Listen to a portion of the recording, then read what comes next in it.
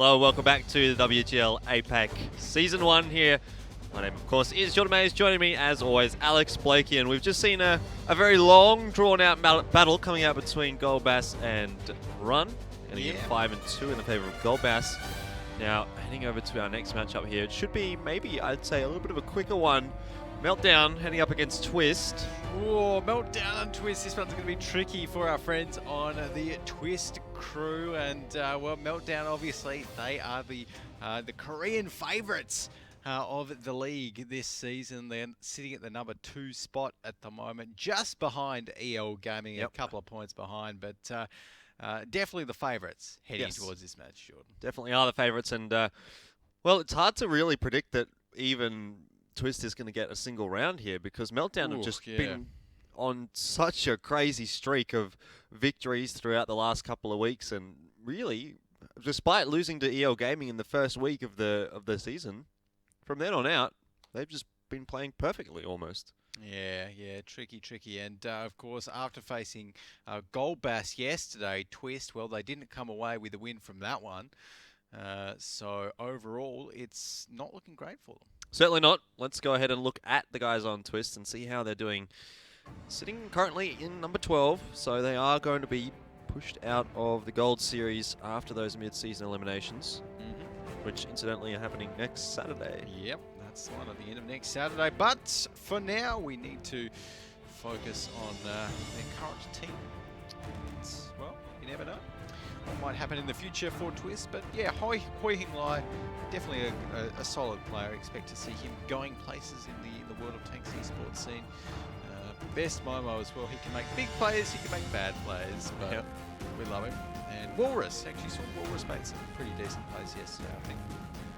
So, you know, Twist, like all of these teams, they do have some really good kind of standout players, if you will. But just looking through the list as well. Sean Gooey can make some good plays as well. So let's keep our eyes on all of those guys, because I think for Twist, this is going to really be a little bit more about whether they can actually have like some good individual performances and some good showings, as opposed to whether they can actually just beat Goldbass. Because I think beating Goldbass is going to be a really hard ask, and if they can do that, I'll be gobsmacked. You mean Meltdown, right? I mean Meltdown. Yeah. I was wondering what you're talking about. It's getting my Korean teams. No, they were playing yesterday against Goldbass, I'm pretty sure. But regardless, let's look at Meltdown, who are going to be their opponents. And currently, Meltdown sitting on a 7-match win streak. Whoa, looking good. Looking very, very good. So Meltdown right there. We've got Pang, Parthen. Honestly, so many of Meltdown's members are like core critical players. They can all make some big plays. You know, Vicestone, he's Mr. Bat Chat, Vicestone.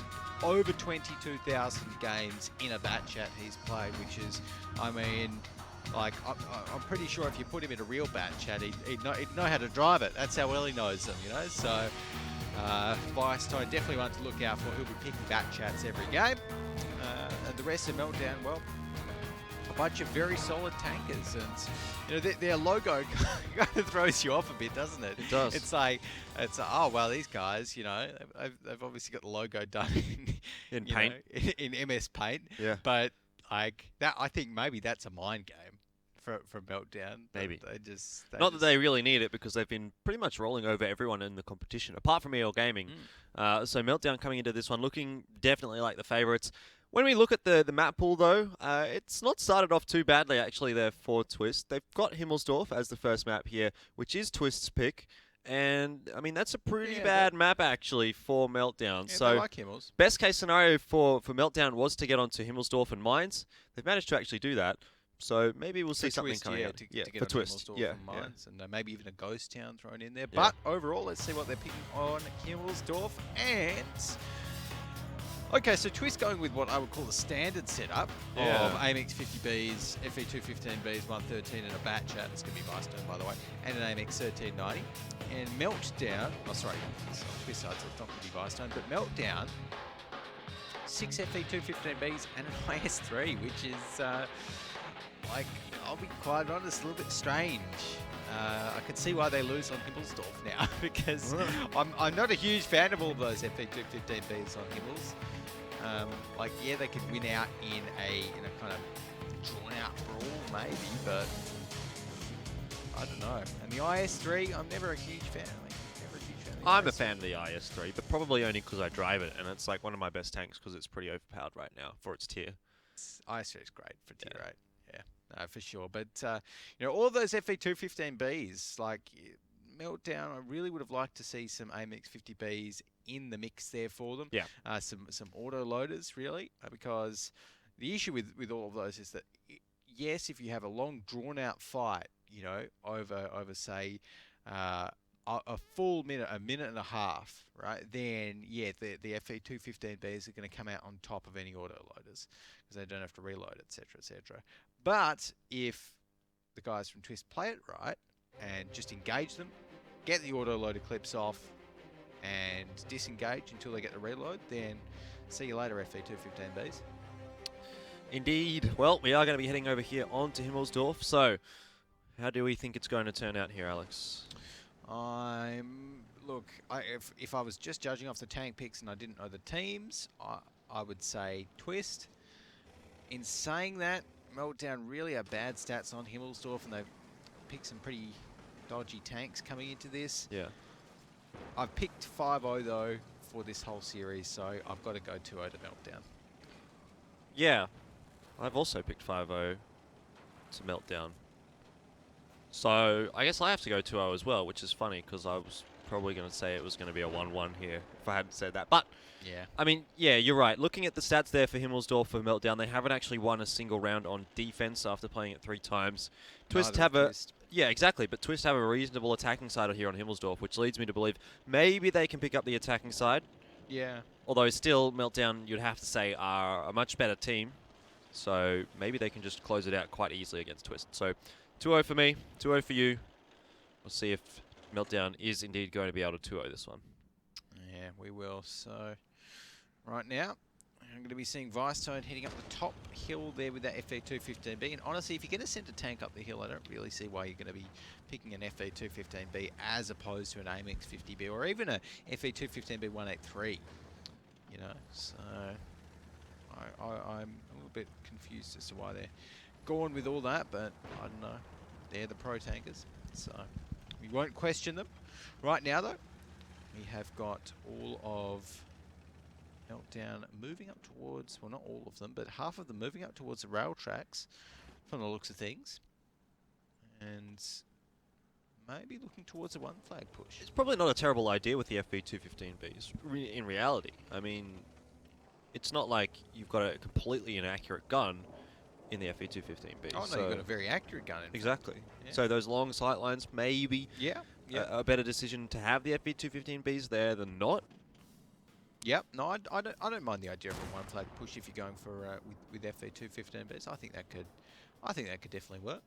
But actually, the FE215B up on the hill has been spotted out, and oh no, Waffen 4 in the IS3 has been taking a few shots, maybe from Dodo waiting in the bat chat, maybe from Lai Hoi Wai in that FE215B.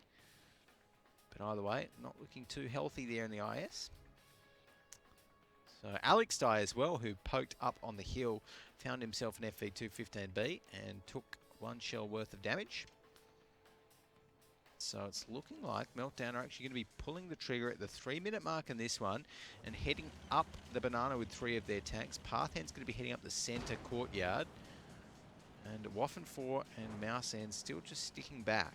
Parthen in that courtyard is actually being a bit of a pain there for Twist. They were trying to cross in towards the 2-cap properly, and Parthen was just firing a couple of shots across and managed to get some damage there. Now those FE215Bs of Meltdown making their way forwards to that 2-cap, as you mentioned. Really, at the moment though, it's still not a committed push. I mean, they've still spread out across the map. Yeah, so right now, Meltdown are just going to edge themselves in towards that cap. And unfortunately, the FE215B, maybe not the best tank to try and cap with. Of course, it's got decent armor, but most of the tanks on Twist will be able to go through its front fairly easily. with those gold rounds, but we do see some shots fired down the bottom there, and it's looking like Meltdown. I'm not too sure. I'm not really convinced with this because they don't have the numbers for a full-out, all-out brawl in this 2 flag, but Parthen's defending that little route there. Dodo Waiting's going to be trying to go towards Waffen 4 and take him out down the bottom in the rail yard as well.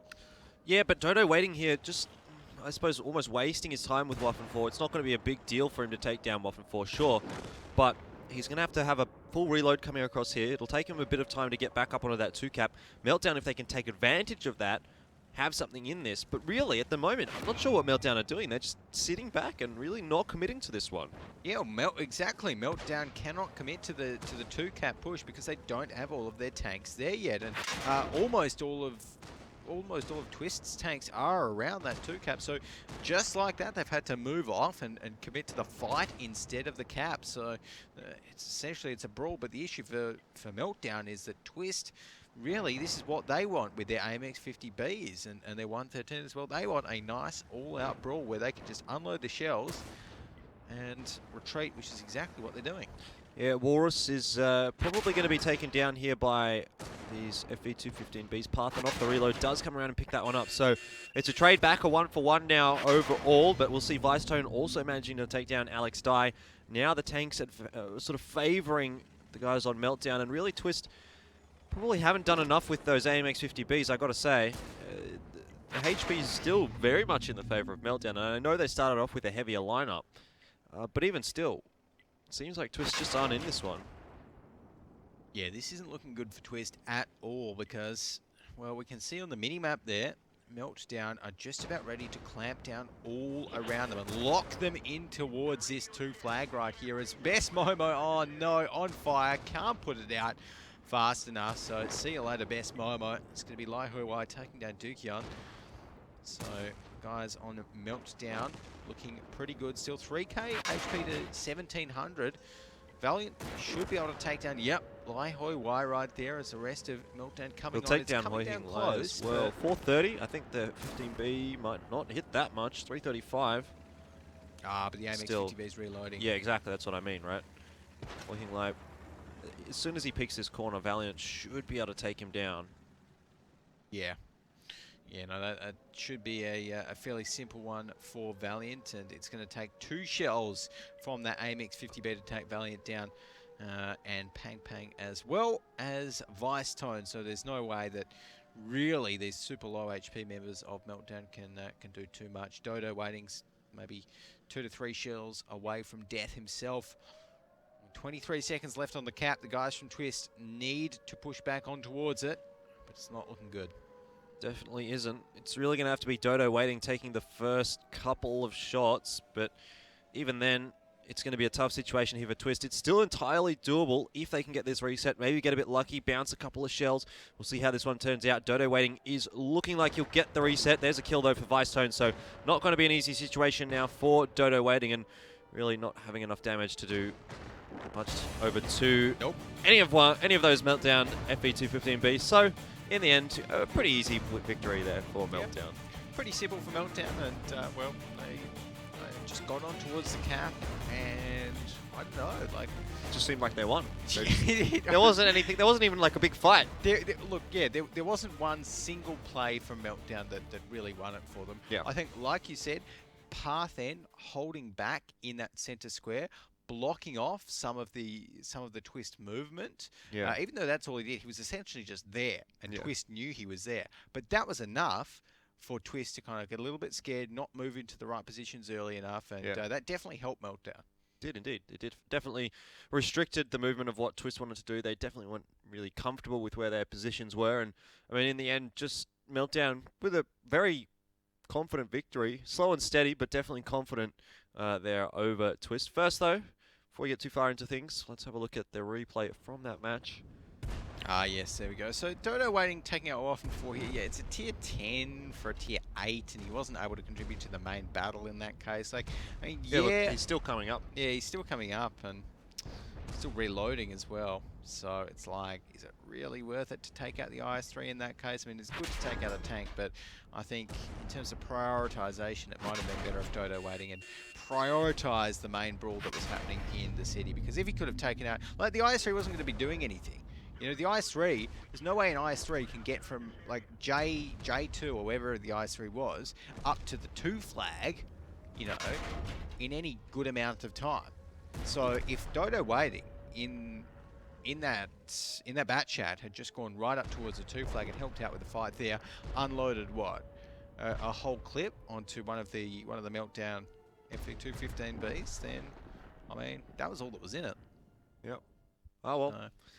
Didn't happen in the end there. So for the moment, Meltdown starting off pretty well. And to be fair, Twist haven't actually won a single side on their defense here on Himmelsdorf. I think that wasn't really the challenge there for Meltdown. Second half of Himmelsdorf, I think, is going to be the challenge really for Meltdown. But before we get into that, first we'll have a look and see who was doing the damage on that one there for Meltdown. And well, actually, Dodo waiting, Dodo so waiting. He did end up, I mean, again, because he was one of the last ones to drop, dealing the most damage, which is, I mean, a little bit surprising, I guess. But over on the Meltdown side, Vice Tone and Parthen. Parthen actually doing a great job from sort of that backwards position that he was in.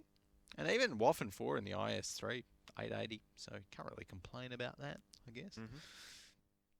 Mouse in down the bottom of the FV215Bs, so nothing too crazy in terms of the damage stats, but a very solid start to Meltdown. Definitely is a solid start. But as I said, like again, that wasn't the round that they really were going to have much trouble on Himmelsdorf. Yeah. I think the attacking side for Twist is a whole lot better than their defending side. It's quite obvious when you look at that they've played 6 times on the defense, now 7, and they haven't won a single time. There's something clearly not quite right in the defensive side there for Twist. But they're going to be moving over to the attacking side now, so have a bit of a better chance in this one. We'll see what they've decided to go with. It's nothing too insane.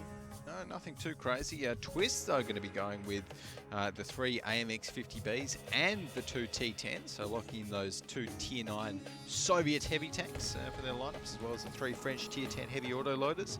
Meltdown going to be going with the autoloaders and the 113s this time, and the IS-3. They love that IS-3 here on Himmelsdorf, and well, I mean, it used to be the king of Himmelsdorf, so I don't blame them for having a bit of nostalgia back towards it. And well, they won with it last round, so why fix it if it ain't broke? Yeah. I guess. So right now, though, I think Twist, just taking a look at that lineup, I mean, obviously we've got autoloaders on both sides now. Yep. Fairly similar-ish picks on both sides. Twist going with the Tier 9 heavies so that they have a little bit more bulk in their lineup. But in saying that, Meltdown are going with the Tier 8 heavy, so I mean, you know, it's still they've got quite a bulky lineup as well.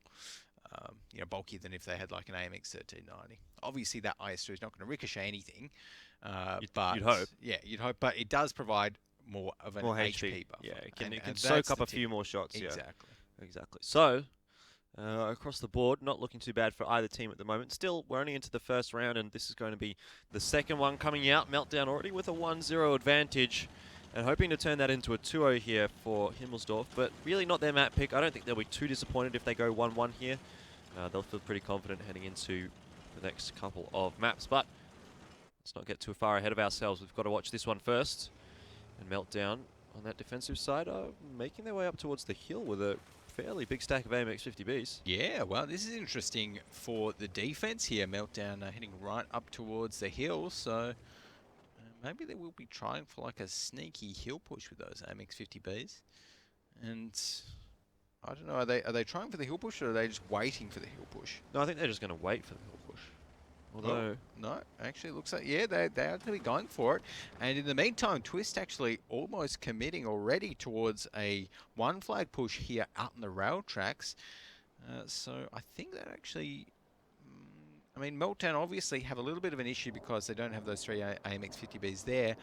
But if any of Twist get into shooting position from that hill, then Meltdown's AMX 50Bs should be able to light them up. yeah, well, I mean, AMX 50B, not the slowest of tanks either. Has a pretty quick rotate, but I tell you what, that rotate is going to have to be pretty quick here because I like this from Twist.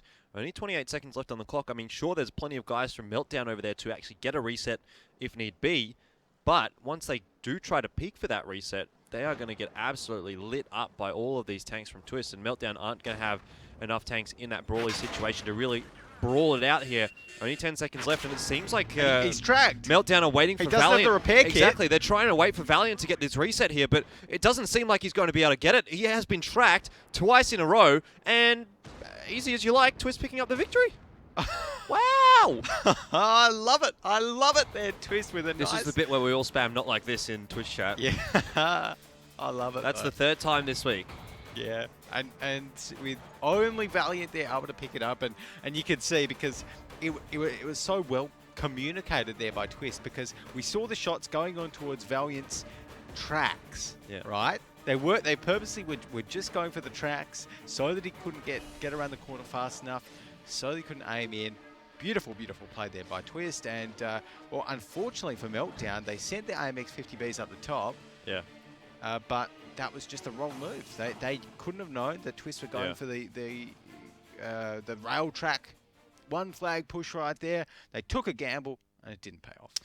All right, well, I mean, much as it pains me to say, let's have a look at the replays and pretty much rewatch that entire battle coming out there. 20 seconds here, you can see on the clock.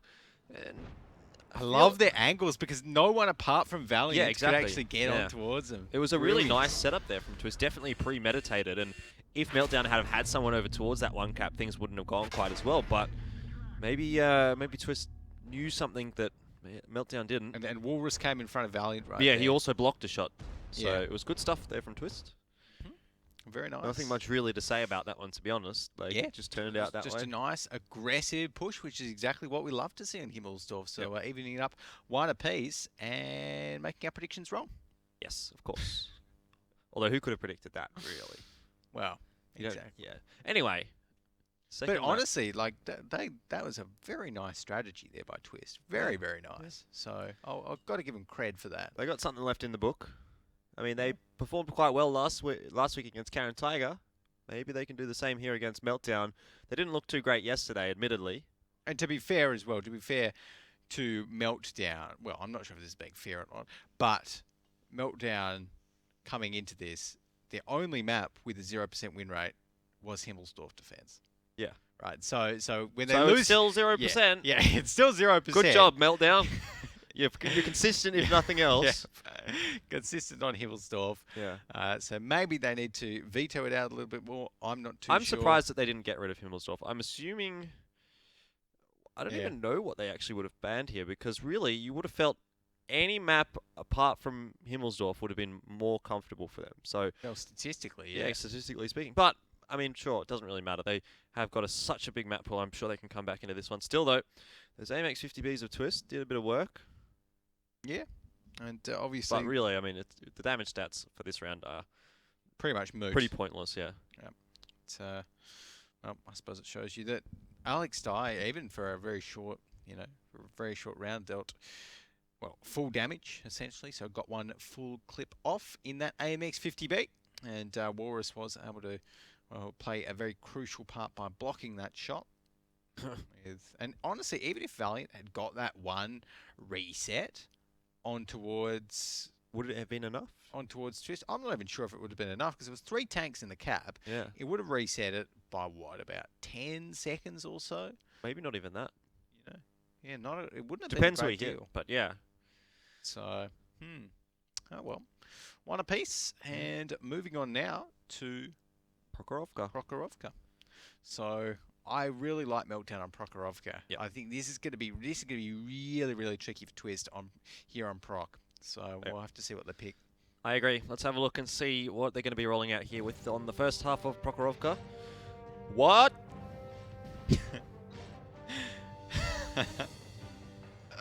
I'm told that's correct. Okay, so Meltdown. I'm really not too sure what to make of this. They've just gone ahead and picked 1, 2, 3, 4, 5 M48 patterns. So... You what, mate? You what, mate? Like, I mean... thinking about it, just logically, I don't think we've ever seen an M48 pattern picked. Nope. It's got the highest view range in the game, right? So on Okay. Prokhorovka, you want view range, that's good. Sure. It's got good gun depression, great accuracy on the move. Yep. Like, the gun's not bad at all in terms of DPM and penetration as well. But the issue is it's not really a medium. You know, it's the lowest top speed, largest silhouette, you know, very low camo values on it. So, I don't know. I've got no idea what's going to come out of this one. And you're right, we haven't actually seen an M48 pattern, unless it was picked in the last 3 days. In the first 4 weeks, we haven't seen one, so... There you go. Well, so it is very much up in the Meltdown. air, but I love seeing these new strategies from both of these teams because it's like it's an M48 pattern. I'm trying to remember if the last time I've seen that at all, full stop, in any region, and I don't know. It's not coming to me. So with 5 of them as well, they're not just trying out one. You know, they're not testing the waters here. They're committing. No, they've committed straight to it on Prokhorovka here, so... Well, let's see how that one turns out. It is a very much Meltdown favoured map. They've played it a little bit, and they have a pretty decent win rate on it, around 66-67%. Twist, on the other hand, it's one of their favoured vetoes, and they have not won a single round on it so far. So, looking towards a Meltdown 2-0, but I'm not sure what to expect coming out from these M48 patterns. So, well, I suppose we'll have to wait and see. I suppose we will indeed, Jordan. So, let us wait and see. Course, with about 2.8 thousand damage per minute with that 105mm gun that those patterns are rocking. And I mean, I kind of like it. I suppose we'll see. We'll see how it goes. Obviously, the pattern does have that nice little weak cupola on the turret, but I mean, I'm a fan of non-standard American tanks because maybe Meltdown here might be setting a new meta in the APAC region. Well, it's a little bit early to call that. We'll have to see how it goes first. And even then. But it's looking like they're sitting up a couple of them up towards... Well, they were sitting up a couple of them towards the hill, but instead they're going to be moving down the centre of the map. And just going to be getting towards the 2 flag right there. Twist going to be setting up on towards the 1 flag already and starting to put the pressure on Meltdown with Alex Dye sitting in there in that RU251. So I'm really, really interested to see how this turns out. I mean, well, we've seen the big STB stack here on Prokhorovka, but that sort of made a lot of sense, right? Because of the way it worked. The way the tank works. I mean, I don't hate the M48 pattern. There's nothing inherently terrible about it. Well, it's not working out too well so far. I'll tell you that much. Meltdown are taking a lot of shots and haven't really done a huge amount, though they do get the reset there onto Alex Dye. And that extra view range probably helping them out just to spot into that cap a little bit easier. But really, I'm still not sold on it just yet. Yeah, no, fair call. But right now, with that cap reset, Meltdown have a little bit of room to breathe, and it's looking like they're going to be pushing the rest of their tanks over. And Knife XD here in the I-7 is in a lot of trouble. Yeah, he's going to be rushed down by 4 of these tanks. Really needs some backup from his teammates. The 25T APs just charging right to the backside there of Knife XD, and he's going to be going down very quickly.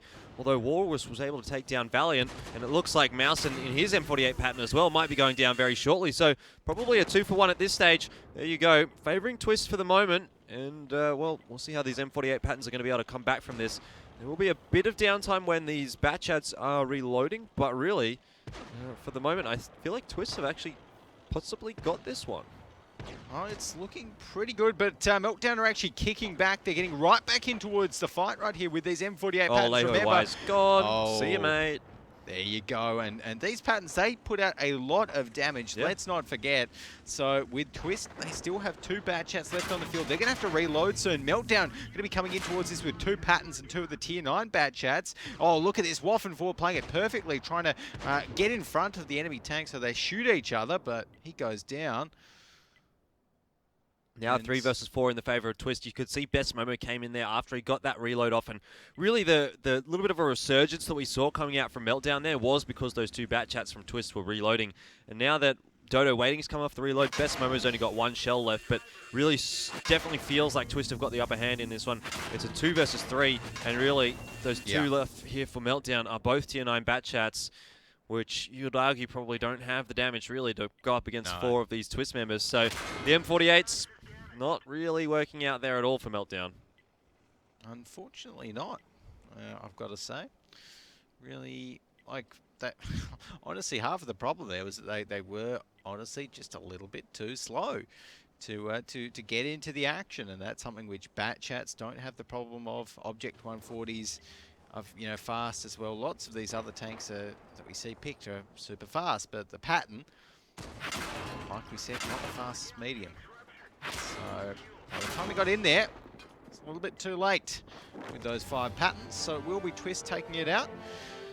And, well, a honestly surprising win. Not withholding tank picks there for Twist.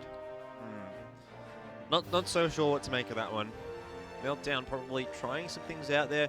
Really thought that Meltdown should have a pretty good time there on Prokhorovka, but when you decided to pick a weird lineup like that, I guess you sort of throw previous statistics out the window. Yeah, no, it's interesting that they'd pick all of those patterns. I mean, look,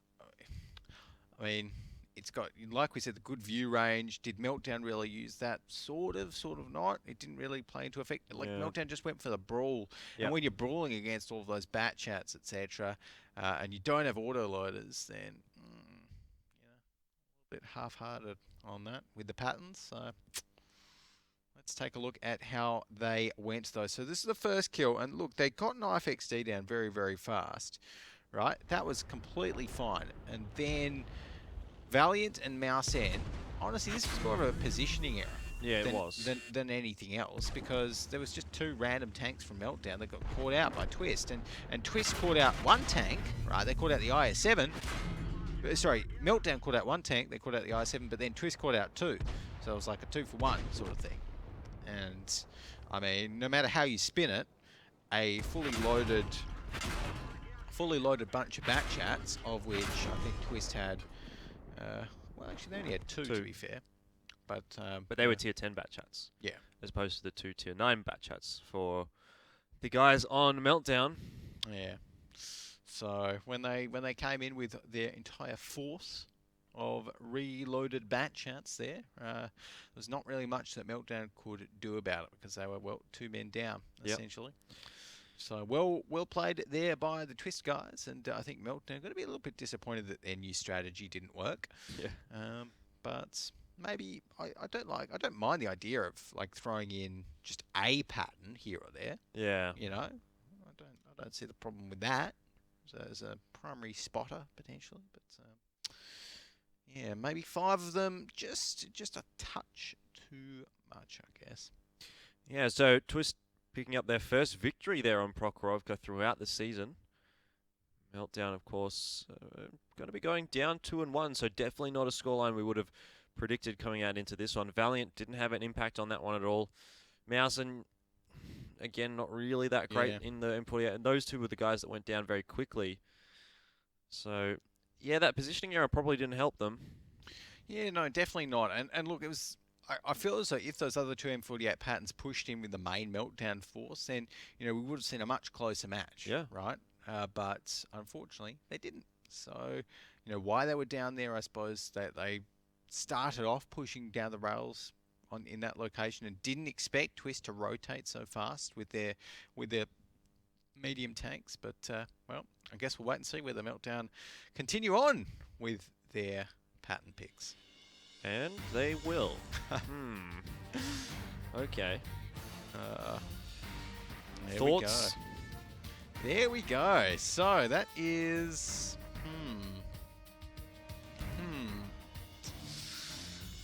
Oh, Twist have got 3 bat chats again, right? So I don't like... On the attack this time, I actually like the patterns better, though, than on the defense. Yeah, they can kind of choose their fights a little bit better. I think that's going to play into their hands, especially with that extra view range advantage, I suppose. Really, they were forced to just charge over there and try and find a brawl against Twist, and obviously we saw how that worked out. Yeah, no, I think you're right. If they can choose their, pick their fights, maybe they could go up the hill. Hill push might work. I don't think a town push would work too well for all of those patterns. Like maybe down the left side of the map, the western side, under the little ridge there, on towards the one flag. That could work as well for Meltdown. But the good news for them is that they've got another opportunity to convince us about their pattern picks here. So, or because you're not looking too convinced. Yeah, right look, now, I mean, Jordan. I feel like it could have worked. It just seems again sort of the situation is like, why don't you just pick bat chats? Really, what does the M48 offer over a bat chat? Well, I suppose the different things. It's more of a question of why pick the M48 over the Object 140, or why pick the M48 over the STB1. And Right. it is a hard question to answer, to be quite honest. You look at the M48 strengths, and yeah, it's got the view range, it's got a pretty good gun. The But gun is actually quite nice, but yeah, it's just still not really sold. See how it goes this time though. Just looking like they're going to go for a one flag hold, which is maybe not going to play into Meltdown's favour here, because it looks like Meltdown quite keen to head on to that one flag. Alex Dye is going to spot out a few members. Oh, pretty much everyone being spotted out there. One or two getting away scot-free, but really I think that seals the deal. Twist know that this is going to be looking like a one flag push, at least for the moment. yeah, so right now we are going to be seeing all of the patterns on Meltdown's side heading up towards the centre. I do actually like this. Be able to use that turret armour. Who knows? Maybe they'll even be able to bounce a couple of shells here or there.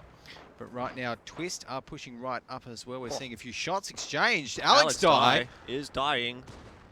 True to his name.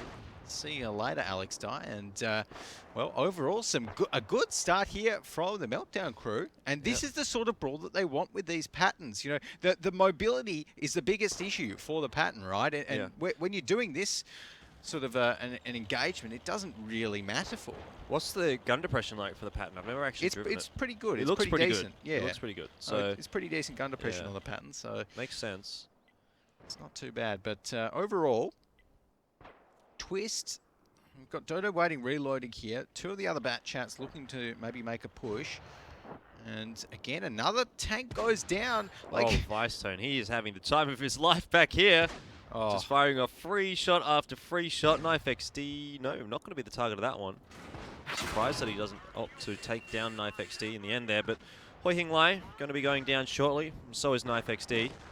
So this has been a much better performance from Meltdown. Yeah, look at this. They're ripping through Twist right now. Lai Ho Wai's going to be going down. And, there's only one tank on Meltdown that's gone down. Mouse End is starting to look a little bit low. But really, Twist have not been able to respond to this. These patterns just manhandled their way on towards the top of the map here. And, well, obviously we can see when push comes to shove, they can...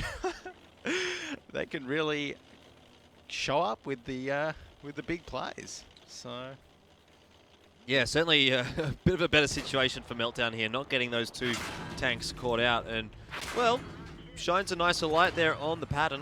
Still, I'm not sure if we're going to be seeing it too much coming out in the following weeks here for Meltdown against stronger opponents. There we go. I mean, that means the pattern has a 50% win rate after today. So yep.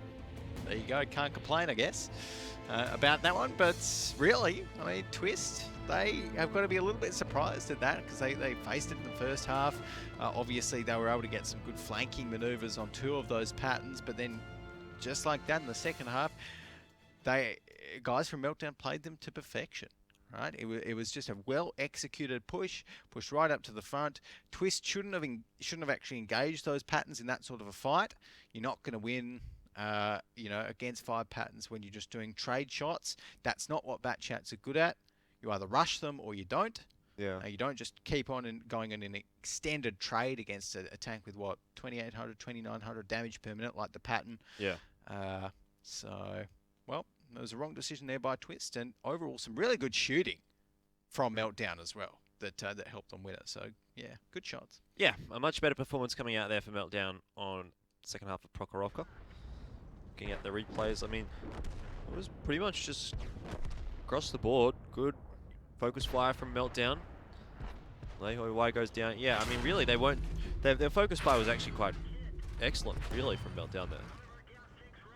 Yeah, it was really, really nice. And I mean, it's those sort of situations when, like, I don't really think we've seen that sort of a medium push up towards the center. That's often, you know, the role of, like, say, if these teams pick a T1, 10, E5, something like that, they might send, or in the past, they have sent 1 or 2 tanks up there and maybe use the rest of the mediums just to kind of roll around. But they just sat in the middle there, and there was nothing really that Twist could do about it. Because obviously the pattern, you know, characteristically has pretty decent turret armor, and at that range, I mean, you can shoot the cupola of the pattern, which is fairly, you know, it's essentially a weak spot of it. But yeah, it was quite hard for Twist to get through, I guess. Yeah, well, I mean, I don't know, really. Let's have a look first, though, at the post-battle stats before we go on to our next match. Or our next map even, and the M48 pattern's really not surprising to see them up the top there. It was a pretty dominant performance from Meltdown. And, well, I mean, still those 25Ts, the tier 9 batch chats, we always tend to see them up in the top 7, so definitely can't complain about that. Yeah, no, absolutely not. Those 25T APs, ever since their introduction this season, they've been really looking good.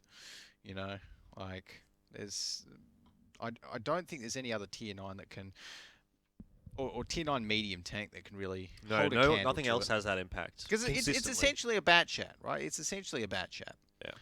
I guess. So, yeah. But right there, STB1 of Walrus down at the bottom. It's a bit disappointing that the STB1 wasn't able to do too much. But yeah, I think if maybe Twist had kind of played a little bit more defensively, waited for Meltdown to push into the 1 flag maybe and got themselves into a worse position than just poking hull down patterns, maybe it would have worked, but oh well. Well, even after all that said and done, I think a 2-2 coming out here is probably not the situation Meltdown would have wanted to find themselves in. I think they're probably a better team than a 2-2 would indicate up against Twist, but let's head on to our next matchup here and see whether they're going to be able to turn things around. Lots of bat chats here, and it is going to be Ghost Town, which again is a pretty decent map for Meltdown, but similarly, it's not a bad map for Twist. I don't think Meltdown have done the greatest of jobs in the picks and bans. Yeah, I don't know. No Cliff, no Muravanka. These are the maps that we tend to see Meltdown really trying to get on. Steps, also one of their really good maps, also missing from the pool. So you feel they should have got at least one of them. Yeah, I reckon. I mean, like that's the thing, and I've seen it in chat as well. You know, some of the guys in chat asking, you know, why are we seeing these kind of out there picks for Meltdown, whether it be maps or tanks, right? It's because Meltdown at the moment, they are securely second spot on the ladder. Yeah. Right. They are not going to get eliminated in our mid-season eliminations.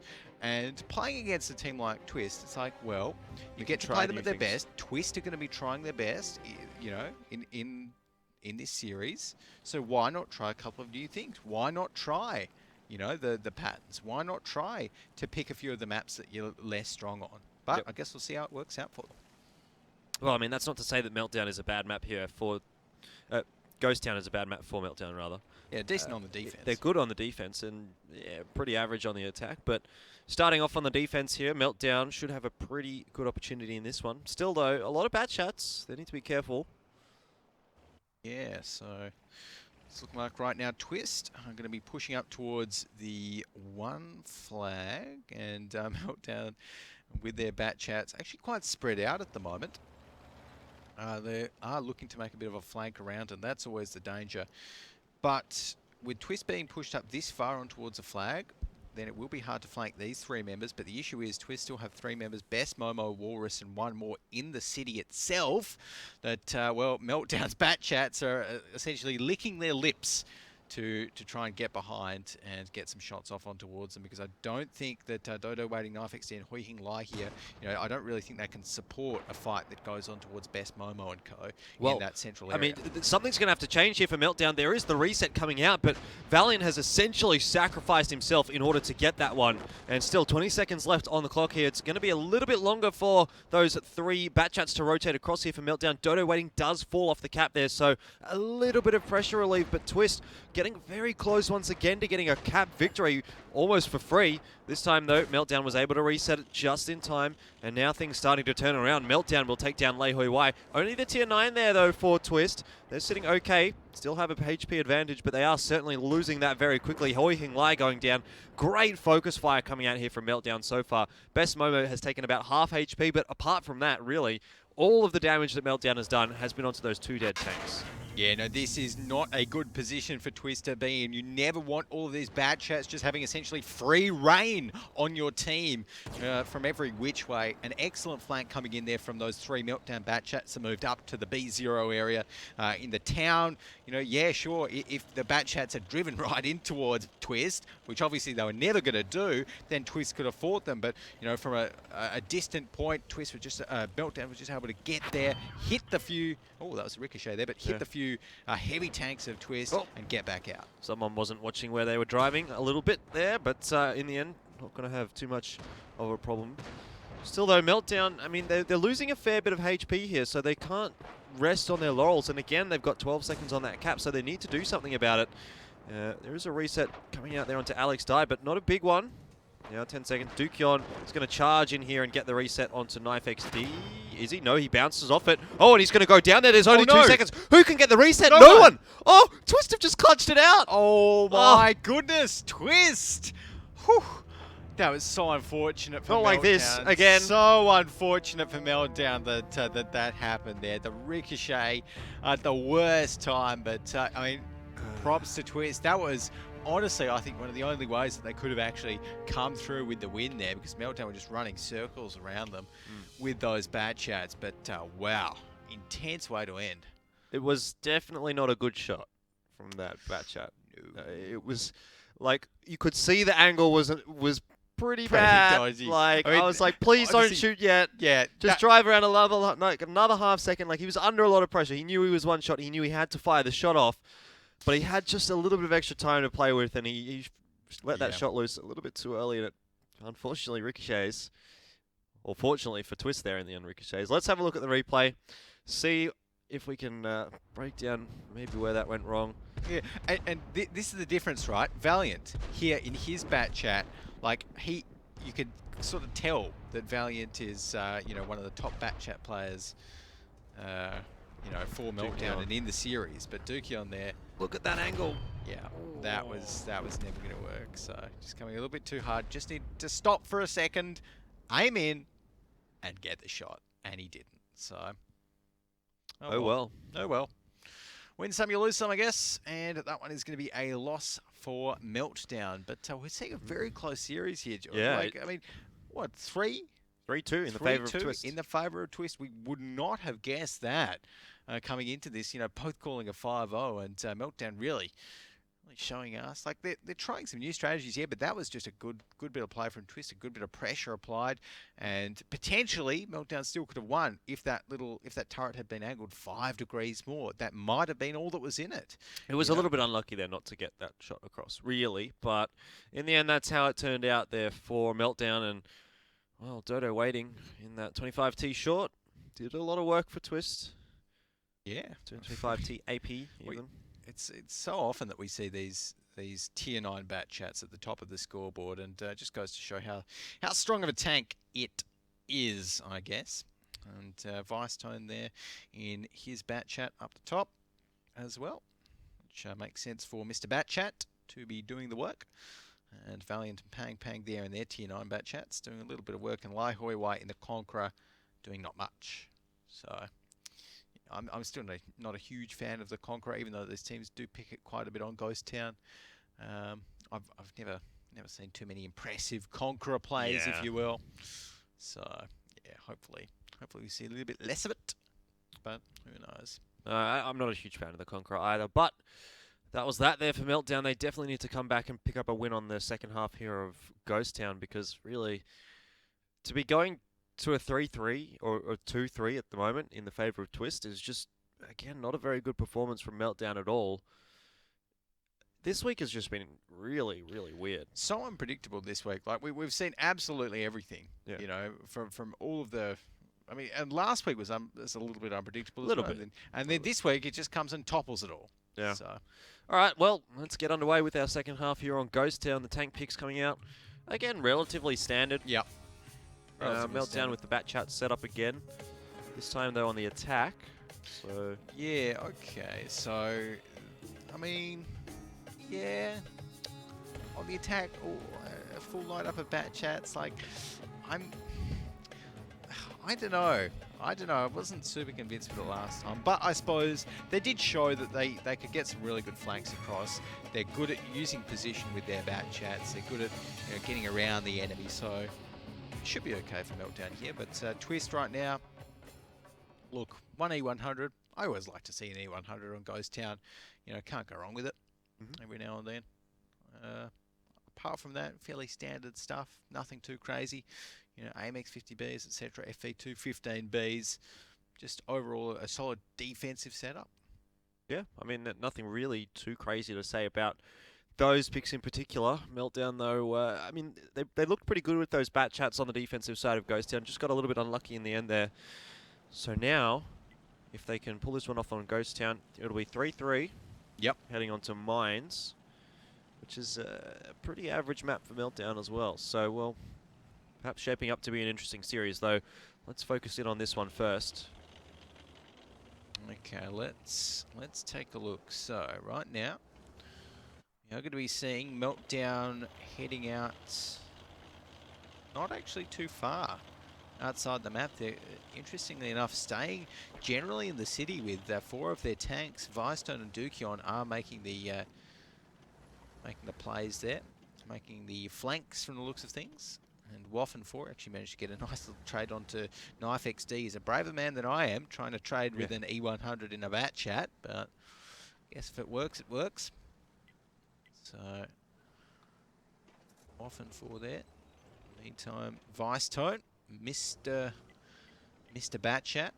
He's going to be spotting out Dodo Waiting. Dodo Waiting spots him as well. So it's good to see that Twist have their own little, anti-Bat Chat force. Tracked, but not damaged. And worth noting here the equipment that these guys go with. So Vicestone, Mr. Bat Chat.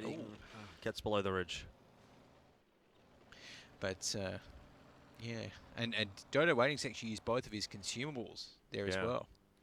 So not looking great for that Bat Chat. Oh, not sure what he's hoping to achieve with that. Yeah. Like, yes, he spots out Vicestone, but there's no one to shoot him. The best case scenario was you spot out Vicestone and don't get shot. Yeah. Which is really the risk reward. Again, maybe not quite worth it there for Dodo Waiting.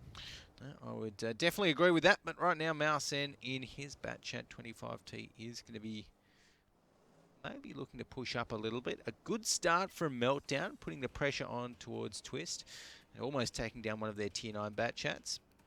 And I actually quite like how they're spreading out their Bat Chats quite well, because often, you might see some teams just group up all 7 Bat Chats and try for one single big push on some flank somewhere and try and just hope they catch out some.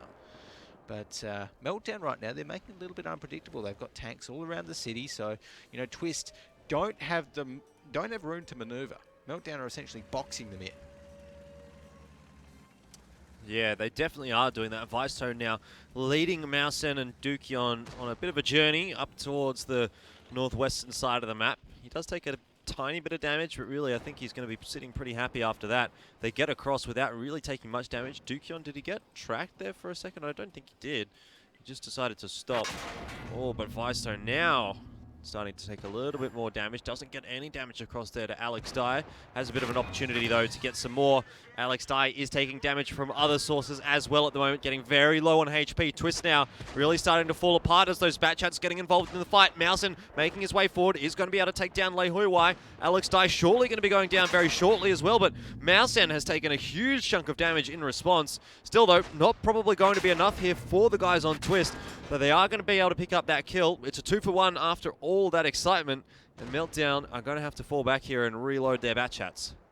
Yeah, okay. Dukeon maybe not going to be able to have that opportunity. Oh, Dukeon might be in a lot of trouble right there if Twist can hit their shots, but he's ducking, dodging, and weaving. He might be okay, actually. Boy Lai set on fire there for a second as well. And, well, Dukeon is going to go down in the end there, but I think Twist are probably going to be pretty happy with that trade in the end.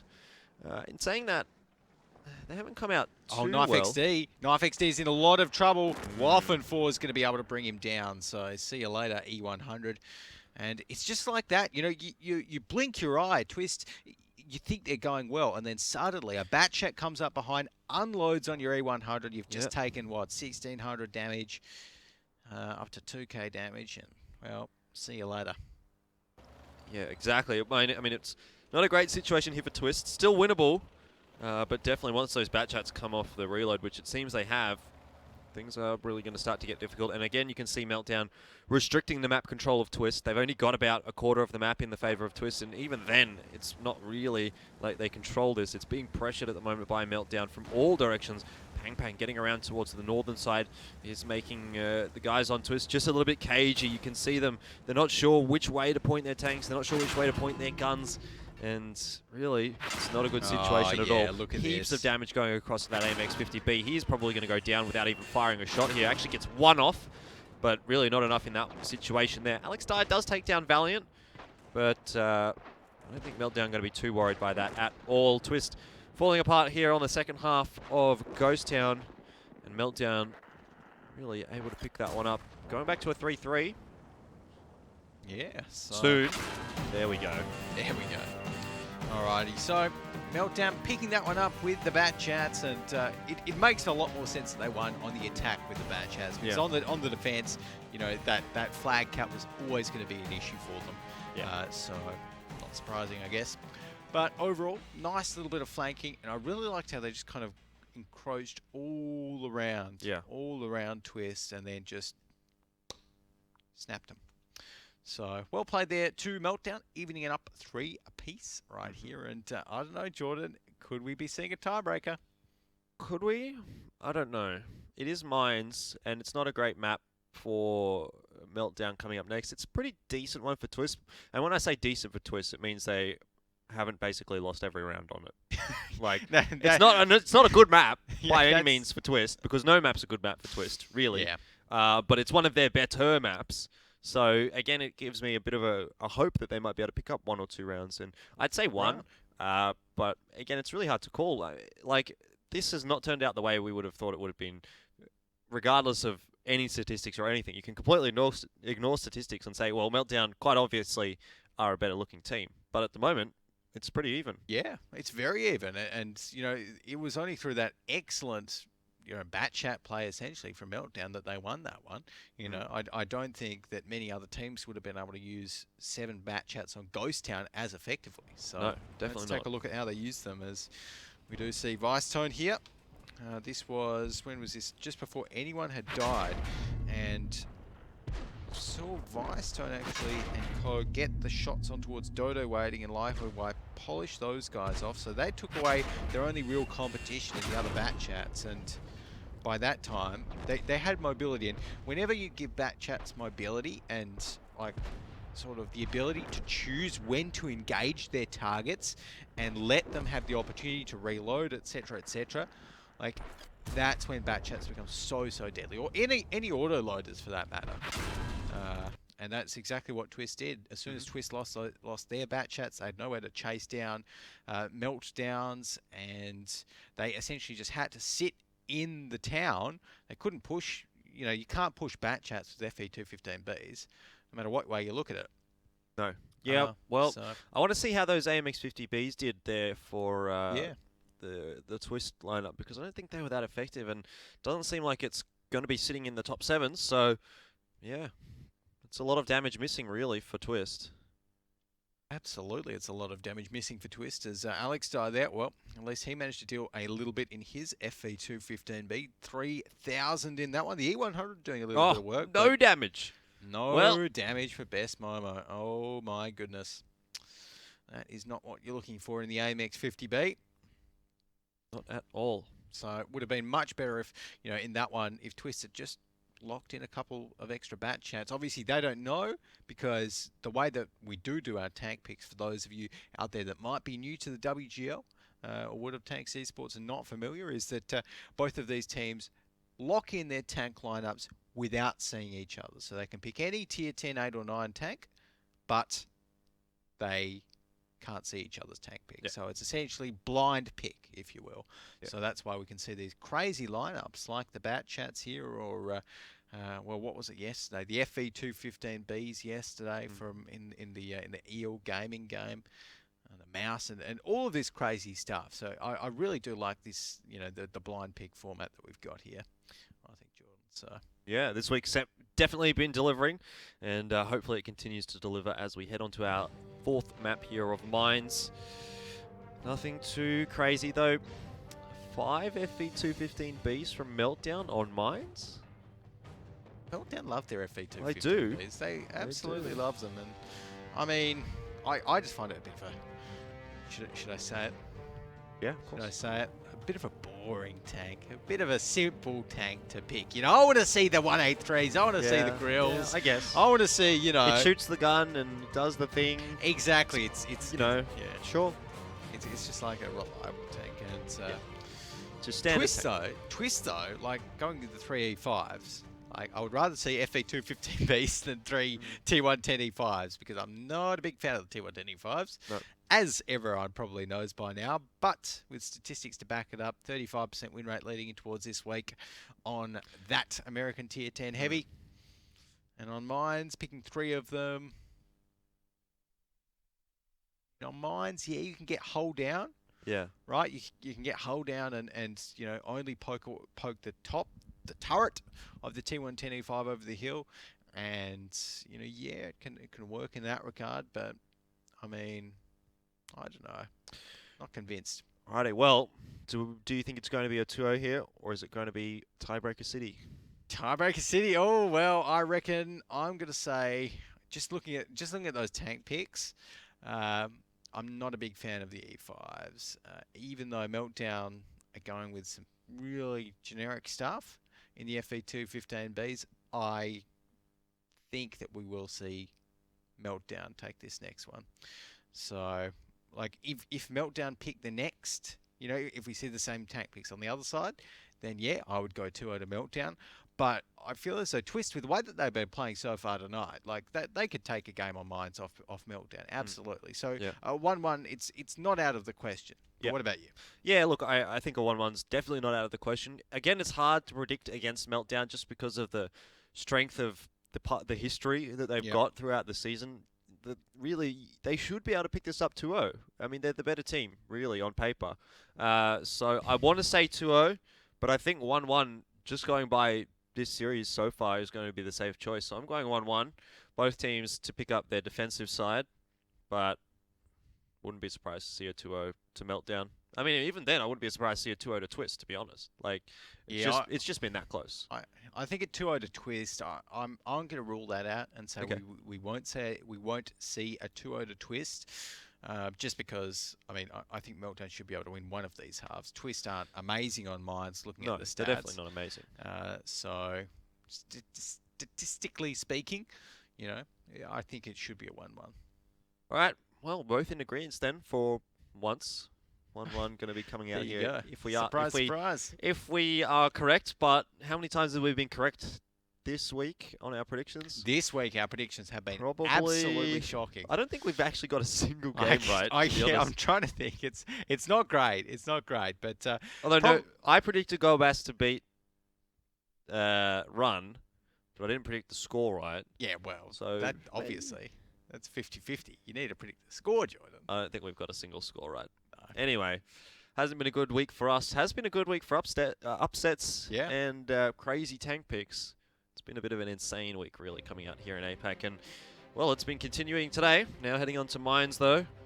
Let us hope, for the sake of Meltdown, that there won't be an upset here, because they definitely don't want to be taken to the tiebreaker by Twist. Yeah, no, they want all the points they can grab, of course. So let's see where they roll out to as we get this one started out. It's looking like the hill is the order of the day for both teams, and the issue for Meltdown, of course, is that they only have those two bat chats, and they're not even reloaded yet. At least the APs aren't over on the Meltdown side, so it's going to be a free hill grab to Twist. Yep. Sent their the TVP and their bat chats and AU251 up there. Oh And my word. Let's see what Valiant and Waff and 4 want to do here. Looks like they're They're just actually going aggressive. contesting. This is really I don't like that. strange. I don't like that. Twist Meltdown should not contest this. They're going to be taking too much damage. If they want to do anything, they should rush these E5s. But Parthen's getting destroyed. What is going on here for Meltdown? Their decision-making in this one has not been all that great, and they're just getting absolutely demolished. Now they're committing straight into that hill, but you're running into a big stack of bat chats and TVPs. There's an RU251 to boot. Twist looking fantastic on this one here on Mines. Vicestone in that 25T AP only has one shot left, and well, now he's going to be out of the fight for a little bit. The T125s, though, from Twist aren't having the best of times here, and we might be seeing a Meltdown resurgence coming out. The TVP of Walrus just coming off the reload here, but Waff and 4 should be able to take him down, and does indeed do that. Alex Dye trying to get out of here alive, but doesn't have much of a chance, you'd have to say. Although, in saying that, he actually does get out. Yes, and right now Vicestone is just about to come off the reload as well. I'm not too sure where Dodo waiting is. I think he's still on the reload. Alex Dye almost going down, but kind of hanging right in there. But once Vicestone's reloaded, that's going to be a lot more damage on the field for Meltdown, and they certainly need it right now because they've only got 3 tanks left. He's bounced a first shot off Best Momo there and takes the shot to himself, I think, from Hoi Hing Lai. And he's really not making the best use of this reload, as Vicestone needs to take down Alex Dye, and does, but across the board we're seeing Dodo waiting coming in here with his reload as well. Hoi Hing Lai, if he can survive this, do another maybe 2 shots, that should be 1. He doesn't actually manage to penetrate it, so the play from Twist so far hasn't really been the best. Honestly, they need to be penetrating these shots. Dodo waiting is going to be on the reload. Hoi Hing Lai should be able to take down Waff and 4. But Hoi Hing Lai's ammo racked. His ammo rack is damaged, but he does manage to get it anyway. So Vicestone versus 2. He doesn't have enough damage to one-shot either of these tanks. It's going to be incredibly tough for Vicestone. He's the king of the bat chats. Yeah, but it's only an AP. He is the king of the bat chats. So let's. I don't believe. You don't believe? No. Okay, I believe. I believe Vicestone can do this. Hoi Hing Lai has a damaged ammo rack. There's a very long reload time on that T110E5. So if Hoi Hing Lai but he only needs to hit one shot, and Dodo waiting he needs to hit one. Yeah, but even then, Dodo waiting's got an auto loader. Oh no, Hoi Hing Lai, he's coming out of the cover, but Vicestone not going for it. Not to mention that Meltdown are on the attacking side as well, so Vicestone is the one that has to make the move. Everything's stacked against him right now. He can still make the move. I don't think the move is the problem right here. I think, look, he knows where Hoi Hing Lai is, all right? And now he's unspotted. He has the opportunity to reposition, and both Hoi Hing Lai and Dodo Waiting are not going to know where he is at the end of this. So, overall, a good move to reposition, rather than just keep on firing from that one spot. And I think if he plays this right, he should be able to get some sneak shot. Is he going to go for the boost, maybe? That'd be interesting. Doesn't look like it. It would have been interesting to see him go for the boost. Yeah, but in the meantime, it looks like he might just be, I don't know, heading coast by the looks of things. Because I'm not too sure. I don't think he actually spotted out Dodo waiting in the bat chat. And that is a big issue for him because he needs to know where that bat chat is so he doesn't just run into the bat chat. But kind of a smart bit of play there. The bat chat is right near the T110E5. I think Vicestone needs to take out Dodo waiting first in this one. Oh, for sure. Like, he can survive a shot from Hoi Hing Lai, and Hoi Hing Lai has, as you mentioned, got a damaged ammo rack, so he's going to take forever to reload. If, for some crazy reason, Vicestone can take down Dodo waiting without taking any damage, then of course he's got a chance here. But, yeah, it's going to have to be a really lucky play here from Vicestone to actually win this. Yeah, so Right now, we are going to be seeing Vicestone just rolling around a little bit, just feeling it out at the moment. And looking for Hoi Hing Lai and Dodo waiting to try and see if he can win this for Meltdown. It would be a heroic effort if he could in this batch at 25 TAP. Of course, the Batignolles Châtillon, Charles 25T. It's the French name for it goes. And it's looking like he is going to go for the peak here. Well, he has to do something. I mean, he's still got a fair amount of time to play with, but eventually he's going to run out of it. And hasn't spotted either of the opponents here, nor has he himself been spotted. He has a pretty reasonable idea of where those two guys from Twist are holding. He's pretty much scouted all of the map. We can hear the pings of his teammates for sure. So Blip, blip, blip, blip. And you're like, you guys are dead. Let me just play. Yeah, pretty much. And he's playing this one so cautiously in this bat chat. Of course, for those that don't know, the bat chat was a French medium tank developed around the 1950s and weighed 25 tons, hence the name 25T. Building it to try and find... Oh, hold that thought, actually. Because Vicestone's trying to find Hoi Hing Lai and he's getting very close. Yeah, he certainly is. Might be able to proxy spot him if he goes down into the sort of line area here. Oh, this is not proxy great. spotted, he's not spotted yet. Neither of them are spotted. Now he's spotted out Hoi Hing Lai, but he doesn't know where Best Momo is. He's going to get a free kill there onto Hoi Hing Lai. This is entirely possible now. Dodo waiting hasn't peeked out at the right time. Oh no, he gets the first shot. He missed the shot as well there. Oh. That's, well, I mean, he got close. It was always going to be try. difficult, even though he got that kill onto the T125. There was a little bit of excitement, but in the end, Twist picking up the first half there of Mines. There we go. So well played to the guys from Twist, taking out Mines and making it 4-3, Jordan. 4 and 3. Who would have guessed? Not me. 5-0. That's what it says to Meltdown on my prediction. So once again, a very incorrect prediction. It's completely off. Let's go ahead and have a look and see how that went wrong there on Mines for the guys on Meltdown. And to be honest, they started off pretty poorly. Like, I don't know what they were doing, really. They all seem to be on a different page. Yeah. So right now, we are going to be seeing Meltdown. They pushed up, right? And this was, in my opinion, a big mistake from them to give away so much damage on towards Twist. You know, we saw Parthed, he just got completely exploded. I think the first bat chat got completely exploded. What they should have done going up there is, going up towards this hill, I think, is push the FE215B up first and then kind of swapped aggression with it. And so, like when the FE215B was getting very low from the Twist guys up on the hill, retreated back and then sent the bat chat just a little bit in front of the FE215B, so Twist would have had to kind of change targets, and the bat chat probably by that time would have got its whole clip off. And that's the name of the game in that situation. If you can get your whole clips off with the auto loaders, but like that bat chat, for example, there got 2 shots off the AP bat chat of Meltdown. So. Yes, well, not the greatest of decision-making coming out there in the end for Meltdown. Definitely didn't put themselves in a good position, didn't put Vicestone in a good position either, and in the end he wasn't strong enough to clutch it out. So the win going to Twist there on Mines for the first half. 4 and 3 in the favour of Twist. Again, nowhere near what we would have expected to see coming out here from this matchup. And once again, looks like we're going to be in for a pretty long night of World of Tanks here, because we're only into the second matchup of today.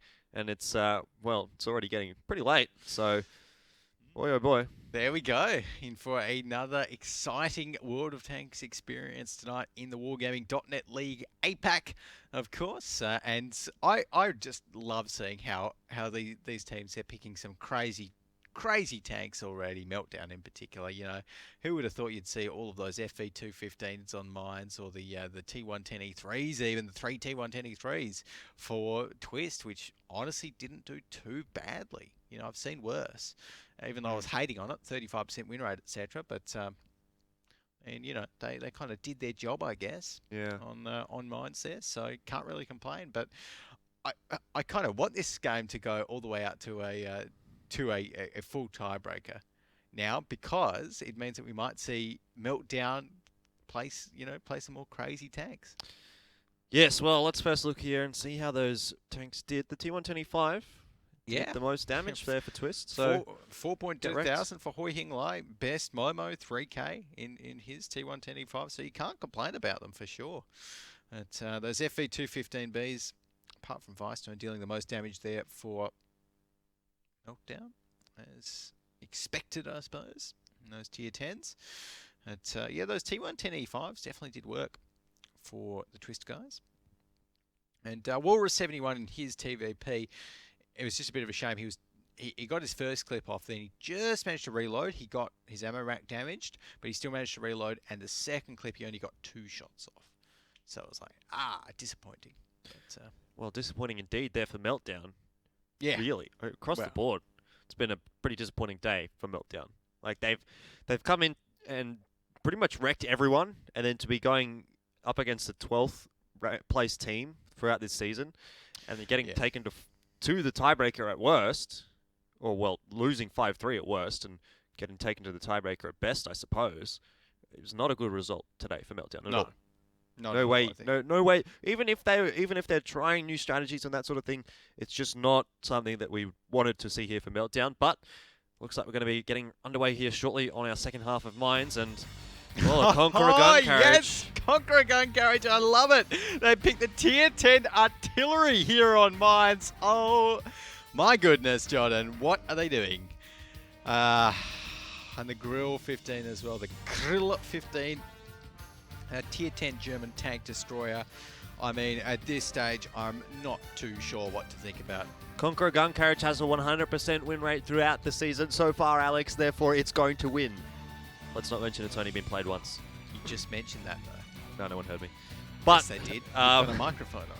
Yeah. Well, look, to be honest, you can never really tell what's going to come out of a Conqueror gun carriage. Sure, it can one-shot someone, but then again, it could miss like 6 shots and the game can be over. But that's the thing, with Conqueror gun carriage, it doesn't matter if you miss 6 shots because the splash radius is so large. Yeah, well. Like, honestly, because I've played all of the tier 10 arties. Again, I should clarify, I'm not a main artillery main player. I'm a TD player, just to make sure I don't get all the hate. But I have played them all, right? And the one that stood out to me is the Conqueror gun carriage. And I only got the Conqueror recently to give it a bit of a spin. And with premium shells, which is what these guys are all going to be firing, it's pretty amazing. And it's got like one of the most inaccurate guns in the entire game. Right, so you zoom all the way in, and your circle is still absolutely huge, but it doesn't really matter because you've got so much splash, so it doesn't, you still deal damage even if you don't hit. And on a map like Mines, which isn't 1,000 by 1,000 meters, it's a smaller map. I think either 700 or 800 meters. Yeah, I think 800 probably. Yeah, it's great. I think it's a good pick. Although, if Twist rush, then that kind of makes it a little bit less of a great pick. Alrighty, well, let's see what this one turns out to be. Twist looking to close this one out. Ooh, that's a lot of damage out of the Conqueror there. Not quite being able to pick up best Momo, but he's certainly not going to be too keen on losing 1,400 HP off the bat. Good start there for that artillery of Dukion, and Pang Pang is able to close out the kill. So not too bad of a start here overall for Meltdown. Certainly better than last round.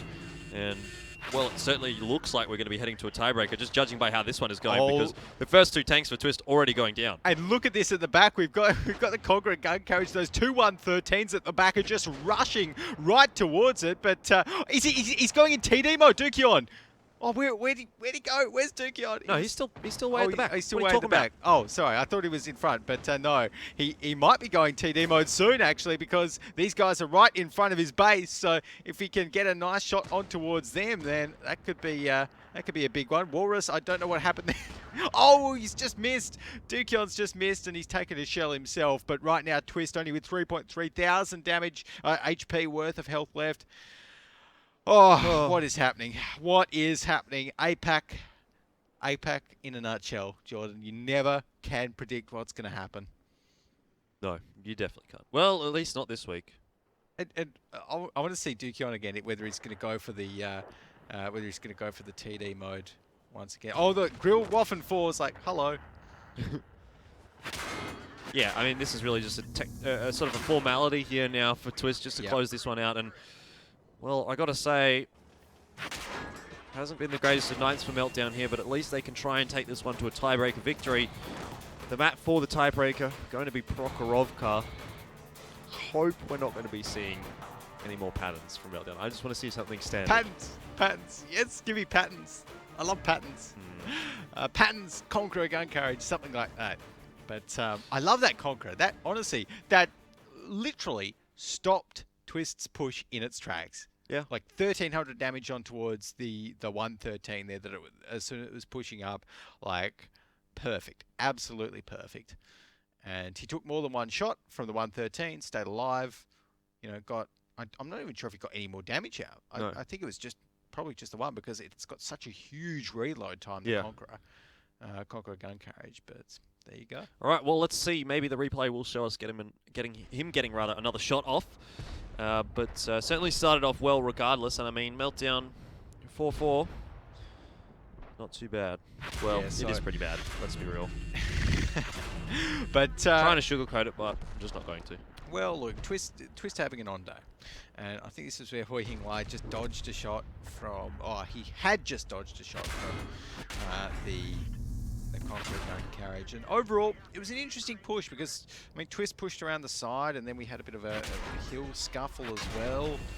So, interesting. But obviously Meltdown just coming out on top of that, you know, using those bat chats to the best of their advantage and... well, making every single shot count, which is what we want to see. And the grill, I think, worked quite well as well. Yeah. In the end there. So.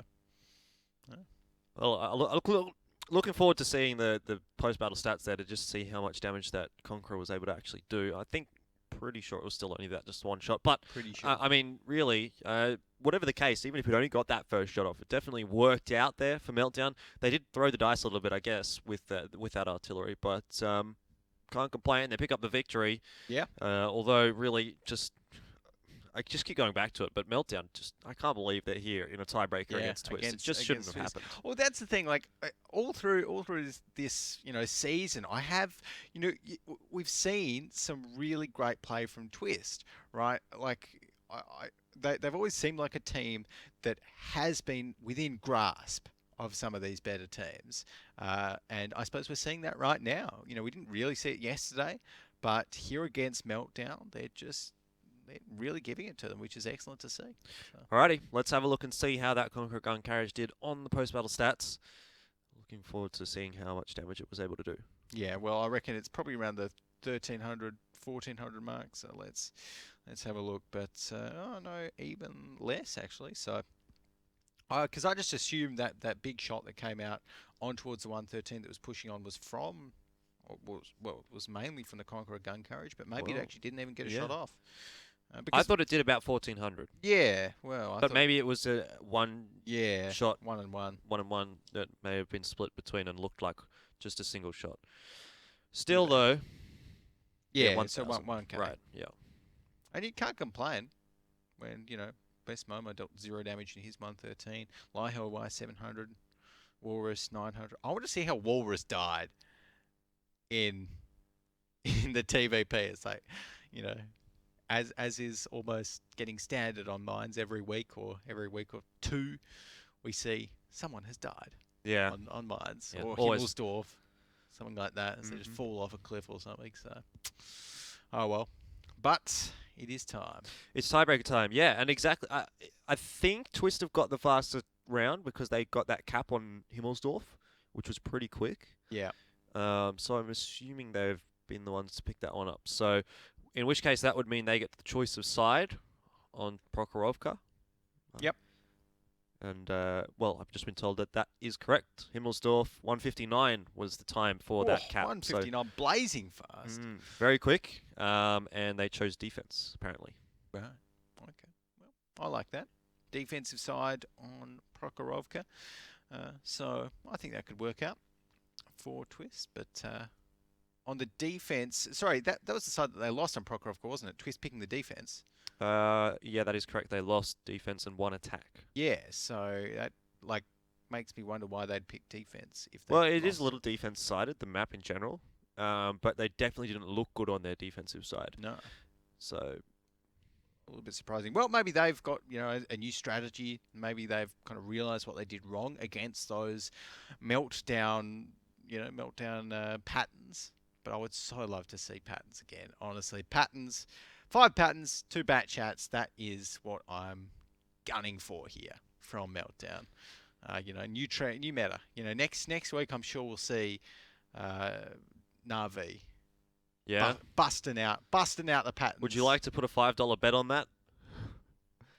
I'm just trying to, you know, I mean, like, add to my income for this week. Like, I mean, what are you talking about? Like five Australian dollars or five any dollars, mate. Like, you know, put money where your mouth. Put your money where your mouth is what I'm trying Monopoly to say. dollars. Well, no, something of real value. Monopoly Anyway, dollars. I don't think that's going to be happening. I don't even know if Meltdown are going to pick it here in the tiebreaker. Surely they don't. Like, it didn't show enough really to be that effective. I think when you could just pick a standard sort of a lineup. Yes, it did. They had like 6 tanks remaining. Yeah. They could have done that with any tank. Really. They could have.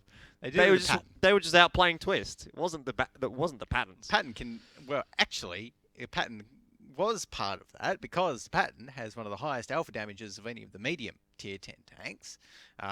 Very high DPM and excellent at trading like that. Good in hold down. So I think it was actually partially because of the patterns. All right. That they were able to win that. So They should have won it anyway, regardless of what tanks they picked.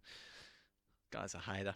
I am a hater. I mean, I just like everything to be normal. I don't like all these weird stuff that's going on, you know. I like your stats to be all perfect. I like, and your predictions to be right based on stats and all of that fun stuff. Well, I mean, I'm not about that, Jordan. I can tell. I live life on the edge. I don't predict based on stats. I'm pretty mad. All right.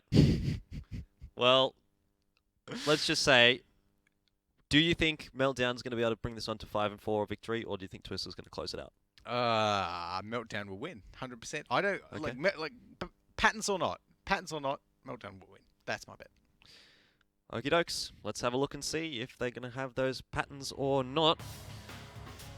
No. Oh, devastating. Well, they've got the Lorraine. I like the Lorraine on Meltdown side. So that lends itself to a different play style when you're going for the artillery piece, because it means that you want to be a little bit more slower, a little bit more kind of biding your time, I suppose, when you're locking in that one.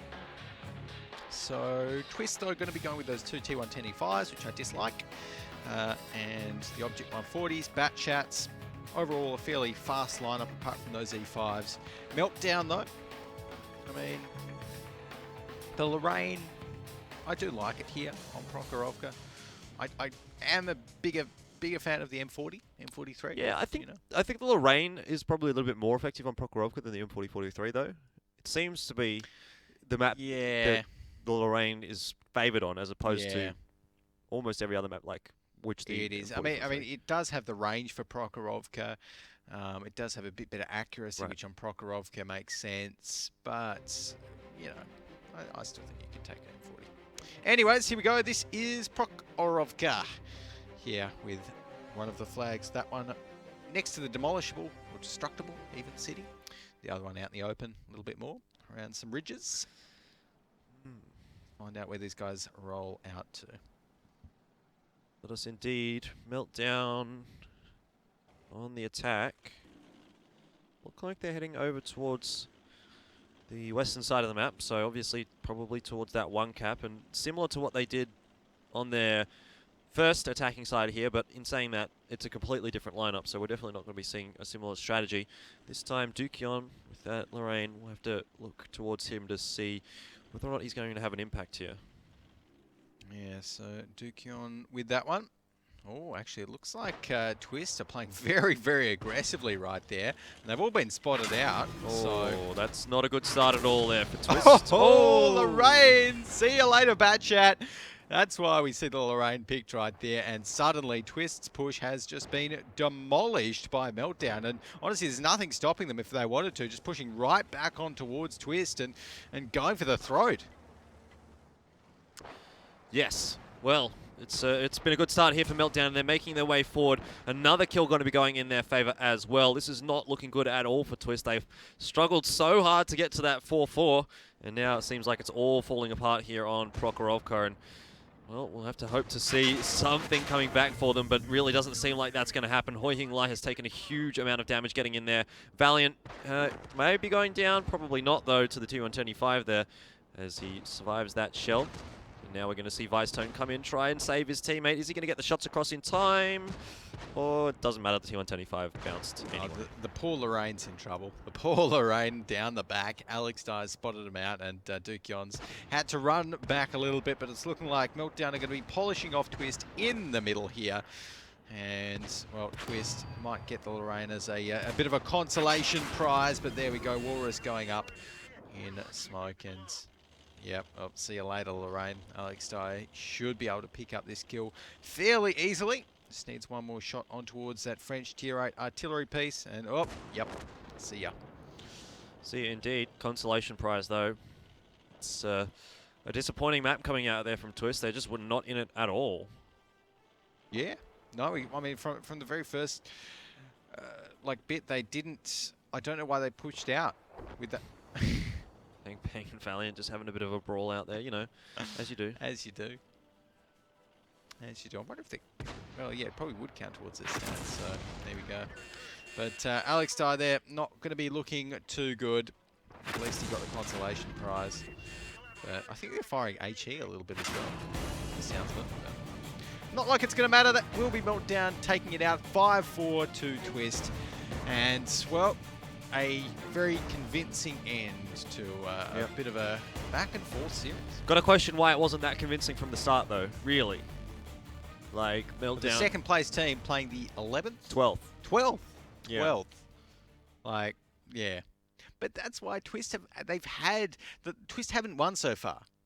Right? I'm pretty That's sure. correct. Yeah, No, exactly. they haven't won so far. Single map So series. like it would seem like second versus 12th who hasn't won so far, it should never come that close. No way. But we have seen Twist go to a tiebreaker before, or maybe even two tiebreakers before, where At they've least actually one been against close. Karen Tiger. Yeah. Yes, but they looked a lot better last week than they did this week, to be honest. Yeah, well, yesterday. A lot better last week than they did yesterday, yeah. Yeah, I didn't think they looked that good today, though, either. I think Meltdown was just playing really bad. They were trying out some new stuff. Anyways. Well, don't. Brilliant shot by the Lorraine, and that was pretty much top damage. Of course, the Lorraine, well, has an average damage of about 1,250 on that gun. About a 33-second base reload as well. And the big French tractor. But yeah, really, after that initial bat shot went down, there was nothing stopping Meltdown just from pushing right back on towards Twist. That's exactly what they did. And yeah, see you later, I guess. Well, definitely a good performance there on this third round of Prokhorovka from Meltdown, but really just not a good performance in general throughout today. And I mean, sure, it's not going to matter too much. Twist was already out, essentially. Meltdown's already very safely in, well, not super safely, but they are safely in the second position on the ladder, so they won't be too disappointed with how it turned out, really. 2 points instead of 3. 2 points instead of 3 is not going to be a big impact to the guys on Meltdown, but still, I think they definitely could have performed a little bit better today. Anyway, let's look at the stats there from Prokhorovka and see who was doing the damage. Waffen 4 in the Object 140. Well, Lorraine got a couple of shots off, but wasn't too impactful. Still, I think only one of those shots hit. Yeah. Probably. Yeah. I would say. It wasn't a very long battle, so of course you can I suppose forgive him. No, and the getting 2 shots off. RU-251 flanked Dukion as well. So Yeah. Dukion was like, "Oh no, it's an RU-251 chasing me." Yeah. So I had to go back on that and deal with the RU-251. But it's dealt with it fairly effectively, I think. It was Valiant there. Wow, 2 bat chats from Twist, not getting a 0 single damage. amount of Oh my damage. goodness. And the Object 140 only doing 539. Not a You good know- stats sheet at all there for Twist, You know really. no, actually, you know what Twist should have really should have really taken there. Don't say M48 patterns. They should have taken M48 patterns. I have nothing to say to you. I'm not even going to look at you. Fine, I don't mind. But anyways, 5-4 to Meltdown in that series. And look, they've got to be happy with, well, No. happy with winning it, and happy that they didn't lose to the bottom place team. They're not going to be too happy that the fact that they went to a tiebreaker, obviously. But they tried out some new things. Maybe that was their intention all along, to try out new stuff, you know, in a competitive environment. So, well, maybe. But that's going to be it there for that matchup. Obviously, Meltdown picking it up 5-4 after a very long battle. Another one coming out today, so it's been a long day, but still got a couple more matches coming out. Don't go anywhere though, because we have Team Efficiency coming up next against Epic Gear Profit.